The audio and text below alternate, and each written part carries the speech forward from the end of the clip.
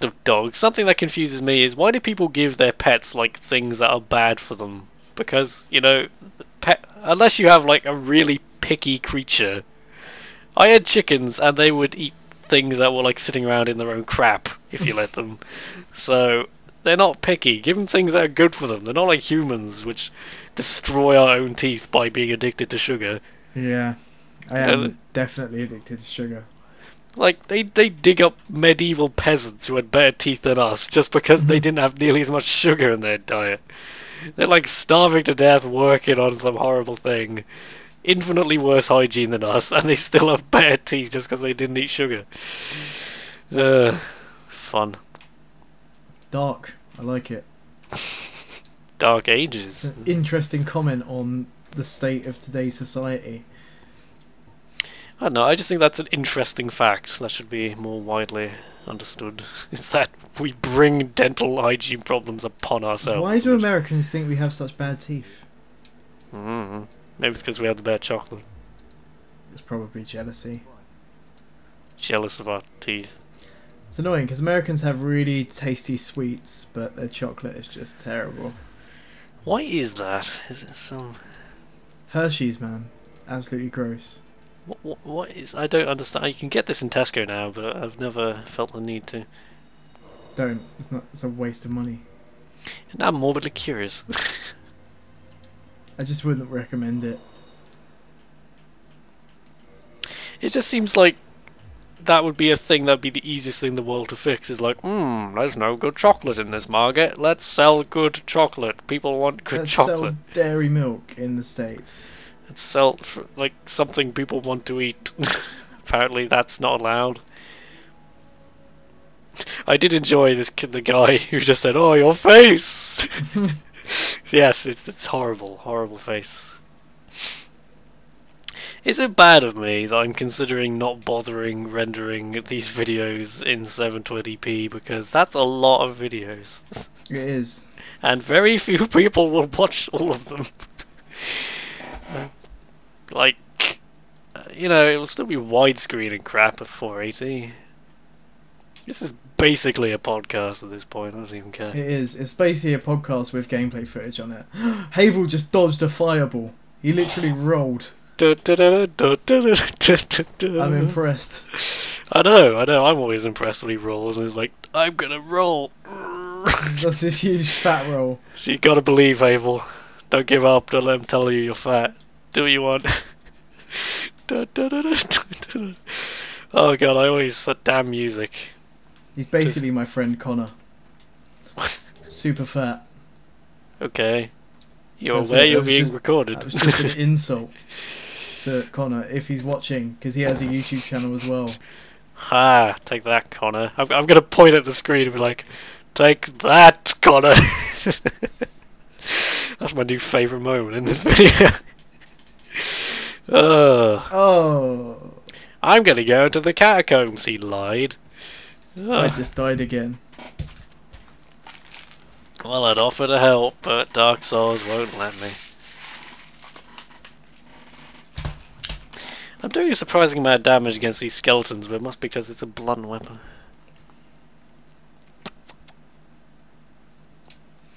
Oh, is this crappy shield or something? No, it's souls. Okay, there's like a crappy shield in the graveyard, which I don't understand why you'd ever use.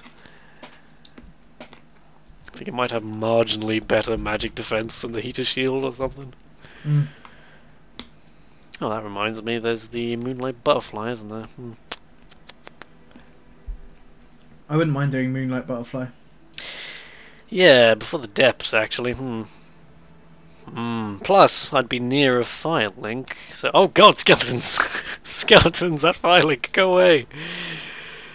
That still happens to me. Spooky skeletons. I like skeletons, there's something just classic about skeletons. Jason and the Argonauts. Oh hell yeah, that is like... When you appreciate... What's that guy's name who did that? Bloody Ray Harryhausen. Yes. You watch that scene and appreciate the possibly hundreds of hours that would have taken. Frame by frame, like 5 or 6 skeletons. And there's this other scene in, it's not Jason and the Argonauts, it's Clash of the Titans, where it's like Medusa, and it's like lit by firelight. Mm. So not only are you moving this thing that has a bunch of heads, you're lighting the scene by candlelight. Was how he actually did it. I'm like, my God, man, that is just good. That's I don't know what's scarier, that or the man who beat Dark Souls with a Guitar Hero controller. Oh yeah, that. I thought that was an April Fool's when I heard of it. And then you look at it and you're like, oh my, this is for real. That just makes everything I do in Dark Souls seem doomed to be inadequate. It's pointless. Why are we even doing this anymore? What? This SL1. If this Exactly. guy's finished it with a controller that's used to play a music game. I know, it's like, I would never be that pro.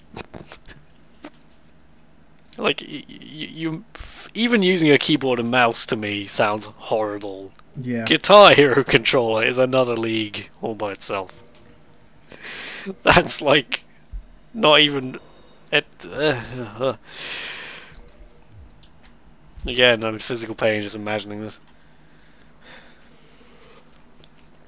So do I run to the depths? Because I've lost all my souls to Havel. I could go get more.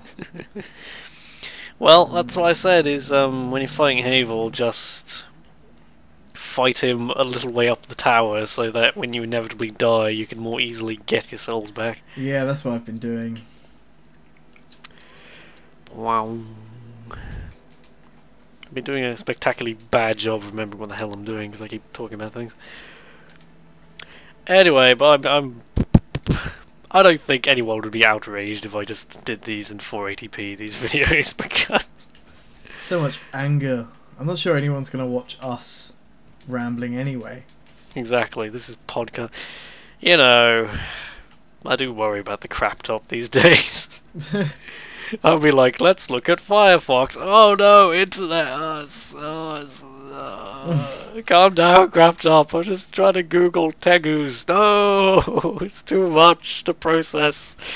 There might be something like the RAM may be not working anymore or something is my only explanation. Can that happen? Can RAM just degrade? Yeah, it can, over time. Takes a while though. Because I'm thinking it only had like 2 gig to start with, and it's probably 4 years old this year. And I don't exactly treat it well. I'm like shaking my fist at it as we speak. You know, it has to deal with a lot of negative reinforcement. Call it names. Or I like make it sleep in the shed at night with the dogs. I feed it gruel every morning. Just pour it into the disk drive. That would probably cause problems, yes. Where the balls am I going? Tell me, D, where the balls am I going? I don't know. You're not psychic? To the depths, maybe? I was thinking Moonlight, actually, yeah. That whole area. Sometimes I do that whole area before I even take on Gargoyles and Capra, just because you can get stuff like the Poise Ring. Oh, yeah. It's not bad early on to have. I never use it though, that's the thing. I don't use it as soon as I get almost anything better, but... I was impressed with my most recent Dex build. I didn't use the Fap Ring, I just... I used the Havels and anything else, really. Well, I spent most of the game wearing the Silver Serpent Ring after going so much effort to get it, so... You know, you can run in and out the catacombs. I'm not saying it's, like, easy at an early level, but... Obviously go down there with... Don't go down there with a whole bunch of souls you're not willing to lose. Mm. I'm I so, just, like, yeah. torn between the various things that I have to do on this now. I know what you mean. I get that. I'll be like, okay, the game's really opening up now. Where the balls do I go next? And my usual logic is, let's do the easier things first, because that'll help me against beating the harder things later. So I kind of try to reason what is the easier thing. Yeah, that's the problem I'm having. I'm just heading to Firelink now to maybe buy some stuff, like upgrade my pyromancy flame because I've got enough souls, but There's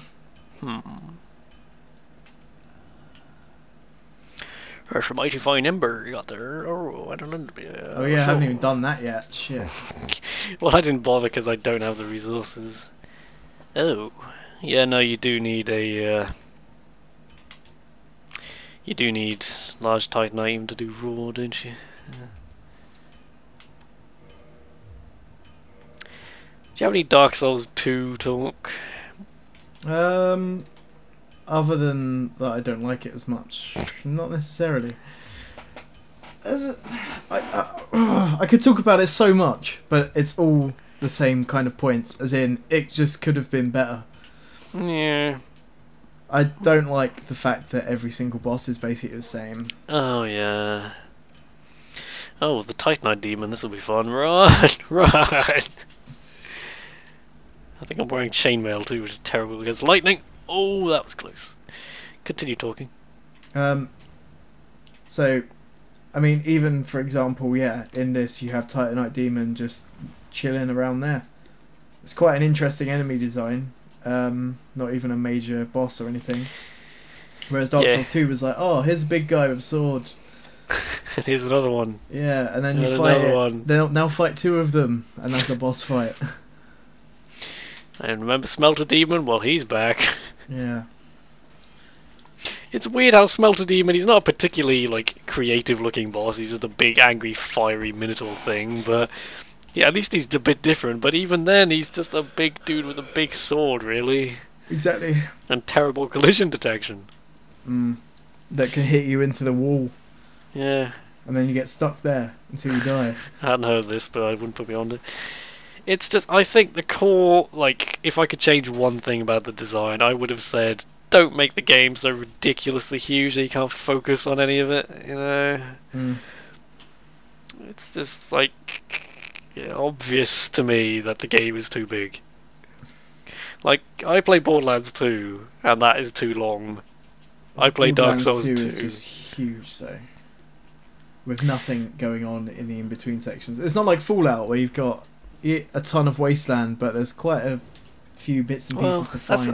That's the thing is, I think that Borderlands is like a Diablo FPS, and that's kind of what Diablo games are, is just like wandering aimlessly looking for quests that are very similar, doing combat that's very similar, getting really overly excited. Ever played the Ultima games?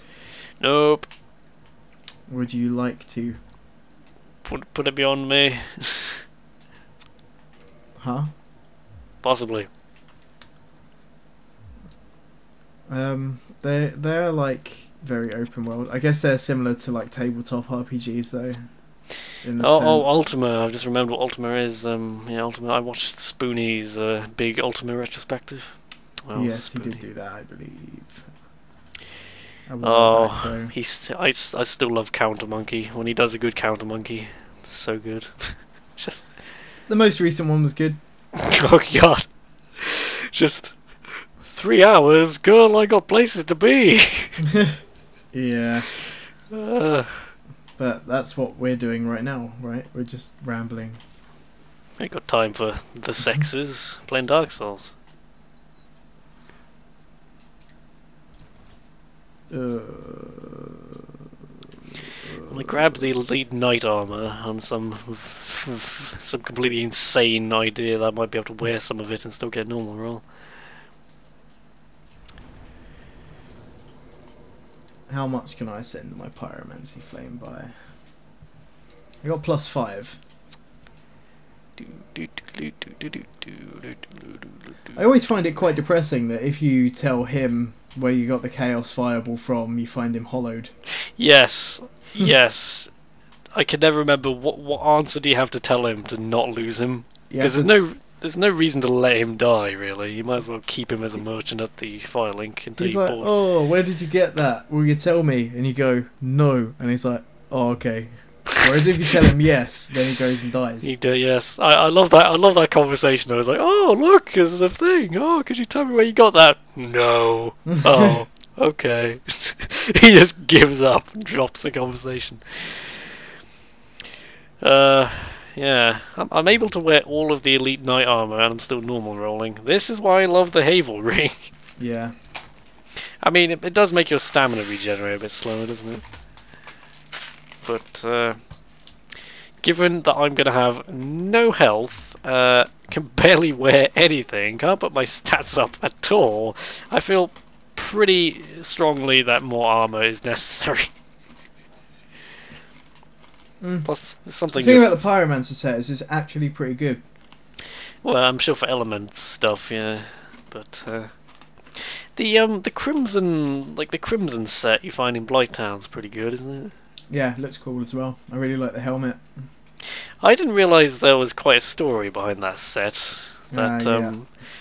that was one of the sealers who wandered off, wasn't it? She went to Blighttown to try and cure it or something, and then you just find her, she's dead. There's also that theory about like Quelana and Ceaseless Discharge. Theory about it? What do you mean? Well, you know when you go, Ceaseless Discharge doesn't attack you until you take the robes off of that body, right? Yeah. Well, Quelana down in Blighttown is wearing the same robes. Well, yeah, but so is the other Daughter of Chaos who attacks you right before the Bed of Chaos. Yeah, but then how many of the daughters are there left? That's the question. Because there's a theory that like the one in Blighttown fakes her own death. Oh. Interesting. It's all very in depth, and I'm sure the devs were just like, "Hey, let's just put this armor here." the thing that gets me about Quelaag as a fight is coming off of Blighttown. It feels very random, doesn't it, to just go into this big hill and suddenly there's a fire spider. Yeah, it's a strange... It feels very random, but then when you go beyond that and you realise the lore as to who the hell this character is and where she came from, it makes sense. Whereas there were very few moments in Dark Souls 2 where I'm like, that seems logically coherent. It would appear that like when you're going through Blighttown, you would expect there to be a poison boss at the end. Yeah. There's a ton of stuff in Dark Souls 2 that just doesn't have enough lore behind it. Or just really any logic at all. There's the notorious example of, I'm going to climb up this windmill in like a swampy area, and somehow it's got a lava castle at the top of it. Oh yeah, that. That was pretty, I was kind of amazed I didn't notice that at the time. Because it's just such a moon logic moment. I don't know, I think it's a nitpick in and of itself, but I think it's representative of the bigger problem with Dark Souls 2, which is just lack of cohesion. You know, Demons and Dark Souls 1 felt like a very kind of a love project. And I'm sure the people working on Dark Souls 2 loved their work too, but you know, there's even the fact that the music in Dark Souls 2 sounds so bloody phoned in most of the time. Yeah, I agree with that. And it's got to be at least partially because he had 1 million bosses to make music for, and they were all the same. And they had far less story behind them. It's just the embodiment of more is not more, you know? Yeah. Just give me a whole bunch of crap. Quality, not quantity. Thank you. Yes. And it's doubly ridiculous because, again, I already think Dark Souls is a pretty big frickin' game. It is. Sure, you run through it pretty quick once you know how to beat stuff, but doesn't mean it's not a long game, it just means you're getting good at it. Now, I'm stood outside Moonlight Butterflies area, and I'm just heading down there now. It might be worth having another go at summoning quickly. I'll have a go, but I was just debating... I'm not going into that little area with the one item in the middle. It's like, hey, look, there's an item in this clearing. And then you get just bombarded from Come behind. have a look! The world's most obvious trap, yes. And then you get bombarded, and it makes a ton of guys spawn forever afterwards. Yeah, I'd have thought, I would hope at that point in Dark Souls, anyone playing would be very suspicious of that zone. Okay, I'm at Moonlight Butterfly. Are you human? No. No, nor am I. Great. This went well. Never mind! It was about a flight of fancy, anyway. Alright, let's go do it. I reckon I can do this one. Yeah. I say that, I'm probably going to die almost immediately, but at least I've got like a ranged attack that I can throw at her. True, I didn't even think of that, but I do have my fire orb. I mean, it's not too hard of a fight, it's just dodging all of the attacks is pretty tricky sometimes. I don't really have any good magic shields either. I'm tempted to go to the asylum and grab things. At least I won't lose much if I die here. One of the things about the ranged attacks with this boss is you have to hit her dead on. You can't hit the wing. You can't wing it, you gotta hit her proper, like... Whoa! And her damage is pretty crazy too. That big orb attack she does gets me. It's a pretty cool boss. I like how it's not like... Ah, see this is interesting because someone else was saying to me that they thought this was a really lame boss for various reasons. I just think it's just there. It's not provoked at all. And I think, yeah. I like that that's a thing. That's the thing, you are clearly a bastard for attacking this thing. Yeah, exactly. It was minding his own damn business. Not to mention it is probably a horrible abomination created by Seath. Is probably its backstory. I mean, yeah, I like the fact that there's quite a few of them later on. Yeah. In the Crystal Caves. The game is full of things like that, where you'll find something early on, you're like, what the hell is that? And then you'll find more of them later, and like, this must be where they came from, like with the demons and yeah. Islith. Wow, I very narrowly dodged a big attack then. Holy shit. You know she does that attack where she flies over you? Yeah, that can get you. That got me pretty hard. In a non-sexual way. That sounded very bad. And I'm dead! Great! I did not have time to heal. That's the other thing about this fight, is it can get you off guard. You might not think. I've never seen her do that attack so close. Oh god, I forgot about her laser attack. Yeah, that's the thing. The gate provides a little bit of protection, kind of. Right, I'm gonna go human in case you die. Good precaution. I'm also going to kindle this bonfire because I probably need more than 5 Estus flasks. And I might as well do it while I'm here because I'll probably have to come back here later when we do Sif. Oh yeah. Oh, Sif. That would be fun. Oh. Gives you like Godzilla laser beam attack. Uh-oh. Uh-oh. Yeah, I'm not convinced I've managed to hit her with any of my pyromancy so far.